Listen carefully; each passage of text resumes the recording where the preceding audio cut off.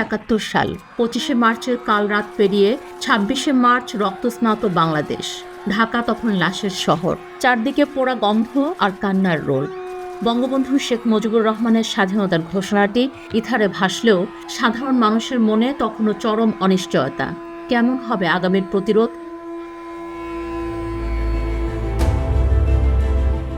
আজ ২৭শে মার্চ। চট্টগ্রামের কালুরঘাট বেতার কেন্দ্র তখন বাঙালির আশার শেষ বাতিঘর। সন্ধ্যার আকাশ যখন গোধূলির রঙে ম্লান, তখনই ইথারে ভেসে এলো একটি দৃপ্ত কণ্ঠ। তৎকালীন পাকিস্তানি সেনাবাহিনীর এক তরুণ বাঙালি অফিসার মেজর জিয়াউর রহমান।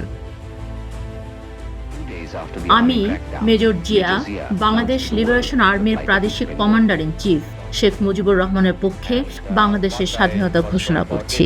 আমি আরও ঘোষণা করছি যে আমরা শেখ মুজিবুর রহমানের অধীনে একটি সার্বভৌম ও আইনসিদ্ধ সরকার গঠন করেছি। আমাদের এই সরকার বিশ্বের সকল গণতান্ত্রিক রাষ্ট্রের স্বীকৃতি পাবার দাবিদার। বঙ্গবন্ধুর নামে পাঠ করা এই ঘোষণাটি ছিল বাংলার দামাল ছেলেদের জন্য এক চূড়ান্ত রণহুঙ্কার। একজন সামরিক কর্মকর্তার মুখে স্বাধীনতার এই বার্তা অবরুদ্ধ বাঙালির মনে সঞ্চার করেছিল পাহাড় সমান আত্মবিশ্বাস। বিশ্ববাসী জানতে পারল বাঙালি শুধু মরতে জানে না, লড়তেও জানে। ২৭শে মার্চে সে ঘোষণাটি ছিল মূলত ৯ মাসের রক্তক্ষয়ী সংগ্রামের একটি সুশৃঙ্খল সূচনা। কালুরঘাটের সেই ক্ষুদ্র ট্রান্সমিটার থেকে ছড়িয়ে পড়া বার্তাই আমাদের মুক্ত আকাশ আর লাল সবুজের পতাকা।